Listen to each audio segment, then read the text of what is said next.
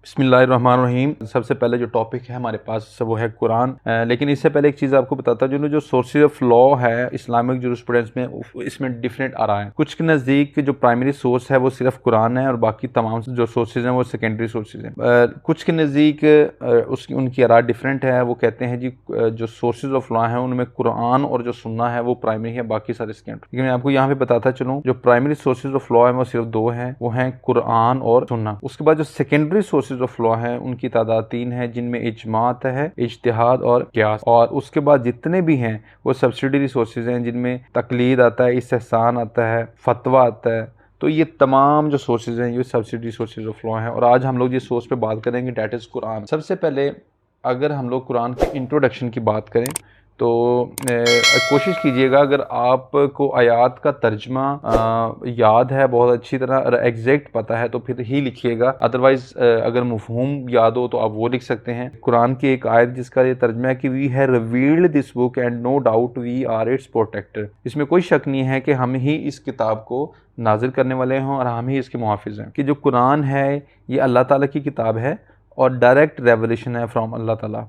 और उसके बाद ये है कि इसमें बेसिकली 2 सॉर्ट्स ऑफ लेजिस्लेशन है। वो कौन कौन से हैं? एक फॉर्मुलेटिव है और एक इंटरप्रेटिव है। अब फॉर्मुलेटिव की अगर हम लोग बात करें तो फॉर्मुलेटिव बेसिकली वो होता है कि इससे पहले जिन चीज़ों के बारे में, जो चीज़ें अवेलेबल नहीं थी, जिन चीज़ों के बारे में कोई रूल्स फॉर्मुलेट नहीं थे, तो कुरान बेसिकली उन ट्रेडिशंस को, उन रूल्स की जो फॉर्मेशन है उनकी बात करता है। और अगर हम लोग बात करते हैं इंटरप्रिटेटिव की या इंटरप्रिटेशन की, तो वो यही है कि जिन रूल्स को कुरान इंट्रोड्यूस कराता है, जिन रूल्स को कुरान फॉर्मुलेट करता है, उन्हीं रूल्स की जो इंटरप्रिटेशन है वो कुरान पाक में मौजूद है। तो कुरान उन्हीं रूल्स की इंटरप्रिटेशन का। नेक्स्ट अगर हम लोग बात करते हैं कुरान पाक की जो मेन करैक्टरिस्टिक्स हैं इस पे, तो इसमें इसको बेसिकली डिवाइड किया गया है 3 पोर्शन में। एक बेसिक एट्रीब्यूट्स है, सेकंड वन इज़ कंपोजिशन और third one is law giving Suraaj. अगर हम लोग बेसिक एट्रीब्यूट्स की बात करें तो इसमें आप लोग लिख सकते हैं, इसके अलावा भी बहुत सारी हैं। आप लिख सकते हैं कि जो कुरान पाक है वो स्पीचेस ऑफ अल्लाह है, वर्ड्स ऑफ अल्लाह है। इसकी रेवोल्यूशन जो है वो तवातर में है और इसके बहुत सारे नाम हैं, जैसे अल किताब है, अल फुरकान है और इसके अलावा भी और काफ़ी सारे नाम हैं। अभी स्पेसिफिकली इसमें मैंने ये 2 मेंशन किए हुए हैं। और उसके बाद कुरान पाक जो रिवील हुआ है ये स्टेजेस में रिवील हुआ है। डिफरेंट स्टेजेस हैं। एक मक्की टाइम था, फिर मदनी टाइम था, और मक्की और मदनी की फिर डिवीजन की गई है। वो एक स्पेसिफिक पीरियड था जिसमें आपके 13 साल जो मक्की पीरियड के हैं और 10 साल मदनी पीरियड के। तो ये 2 डिफरेंट स्टेजेस हैं। इसमें और भी स्टेजेस आती हैं, तो स्पेसिफिकली अगर हम लोग लिखते हैं तो रिवील्ड इन स्टेजेस। अगर कंपोजिशन की बात करते हैं तो इसमें है 30 पाराज हैं, 7 मंजिलें हैं, 114 सूराज हैं, 540 रुकू हैं और 6666 इसकी आयात हैं। अब लॉ गिविंग सूरज, कुरान पाक की बहुत सारी सूरज हैं जिनमें लॉ को डिस्क्राइब किया गया है, जैसे अल निसा है, अल माइदा है, सूरत बकरा है, सूरह आल इमरान है और इसके अलावा और भी काफ़ी सारी सूरज जो हैं जिनमें लॉ को डिस्क्राइब किया गया। अब हम लोग बात करते हैं कुरान पाक की रेवलेशन की, और इसका जो टाइम पीरियड है ये 610 क्रिश्चियन एरा से, सी मेंस टू से क्रिश्चियन एरा, और 632 जो आता है वो आफ्टर हिजरी AH। तो ये 610 से लेके 632 का जो टाइम है, इस टाइम के अंदर जो कुरान पाक है वो रिवील हुआ है, नाजिल हुआ है।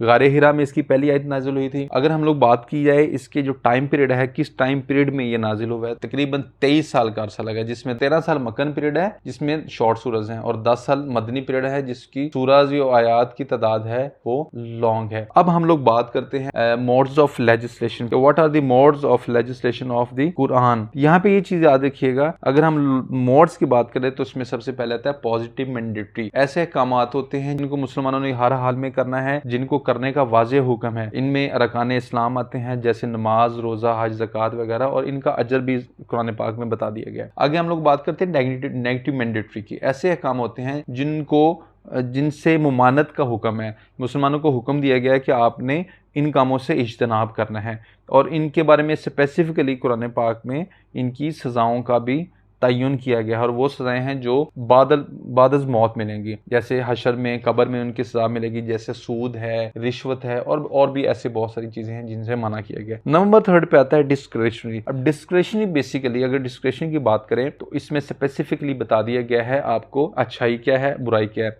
हक क्या है और बातिल क्या है। अब ये आप पे डिपेंड करता है कि आप हक का रास्ता चुनते हैं या आप किसी बुराई का साथ देते हैं। अब हम लोग बात करते हैं इसके लेजिस्लेशन फंक्शन की। लेजिस्लेटिव फंक्शंस में परमिसिबल अहकामात, ऐसे अहकामात, ऐसे फंक्शंस जो हलाल हैं, जिनको करने का हुक्म है और जिन पे किसी किस्म की कोई सज़ा नहीं है, जैसे किसी हलाल काम को करना, कोई हलाल शिकार करना, और इसके अलावा और जिनकी काबिल मंजूरी हैं, जो मुनासिब अहकामात हैं, उनको परमिसिबल कहा गया है।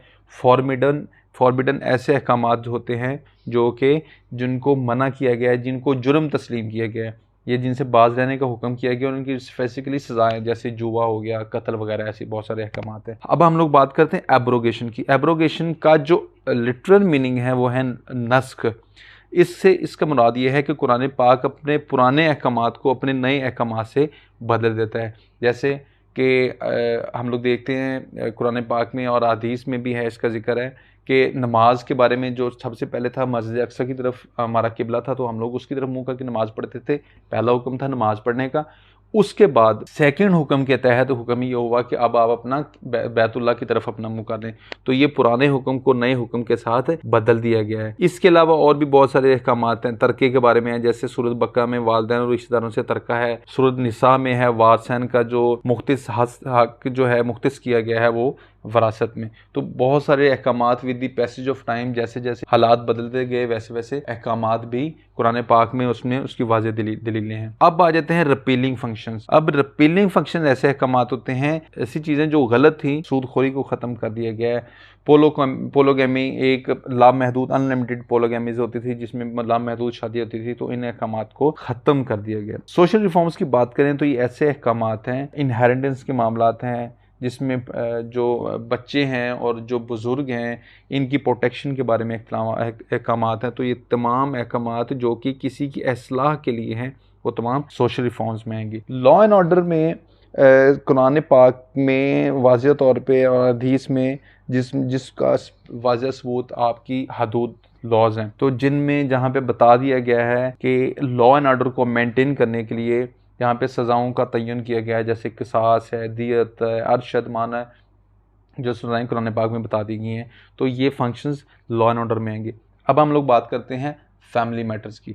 फैमिली मैटर्स में वो तमाम चीज़ें आती हैं जो मैट्रिमोनियल से रिलेटेड होती हैं, जैसे शादी के मामलात हैं, डावर है, डाइवोर्स है, मेंटेनेंस है, बीवी की है, बच्चों की मेंटेनेंस है। तो ये तमाम जो चीज़ें हैं, ये तमाम डील करती हैं फैमिली मैटर्स की, और इसकी लेजिस्लेशन फैमिली मैटर्स में आती है।